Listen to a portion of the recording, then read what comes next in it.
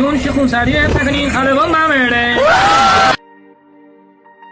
دیدید چه اتفاقی افتاد؟ این خانم میره مغازه قنادی، یک کیک و چند تا بادکنک به اسم گاز هلیوم میخره، میره مغازه همسرش که برای این بنده خدا یه جشن تولد بگیره و سورپرایزش کنه. توی مغازه به محض اینکه این بادکنک‌ها به فشفشه روشن روی کیک میرسه، یک دفعه یه انفجار و یه شعله یکپارچه‌ای به وجود میاد که خیلی سریع به این خانم یه آسیب جدی وارد میکنه و ناحیه سر و صورت دچار سوختگی میشه. اگر من ناحیه ریه آسیب ندیده باشه خیلی شانس آورده.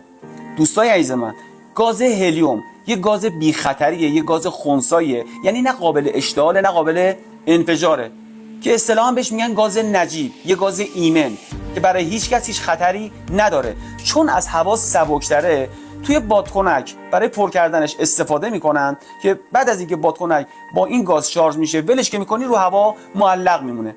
بچه‌ها خیلی این فضا رو دوست دارن، خیلی هم میتونه اون جشنتون رو زیبا بکنه، هیچ اشکالی نداره.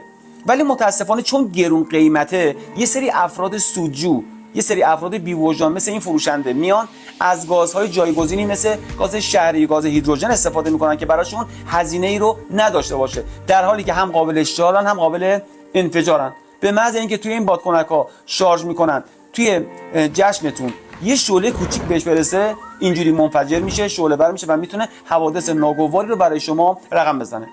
حالا راهکار چی؟ ازتون خواهش میکنم به محض اینکه میخواهید از این بادکنک‌ها خرید بکنید از مغازه‌ای که معتبره و مطمئنید از این تخلفا نمیکنه، حتما خریدتون انجام بدید. بعدش هم از فروشنده بخواید جلوی چشم شما با سیلندرهای گاز هلیوم این بادکنک‌ها رو شارژ کنن. در آخر هم ازش خواهش کنید یه دونه از بادکنک‌هایی رو که با گاز هلیوم پر کرده رو بگیره دستش، با فندک روشن کنه، زیر بادکنک بگیره. اگر بادکنک ترکید و شعله ور نشد، یعنی با گاز هلیوم شارژ شده، خیالتون راحت باشه، هیچ خطری دیگه شما و مهموناتون رو تهدید نمیکنه. ولی اگر شعله ایجاد شد، سریع مغازه رو ترک کنید و علیه اون فروشنده بی‌وجدان یه شکایت تنظیم بکنید تا دیگه به خودش اجازه نده به این راحتی با جون افراد بازی کنه. خیلی مراقب بچه‌هاتون باشید، ایمن باشید. خدا نگهدار.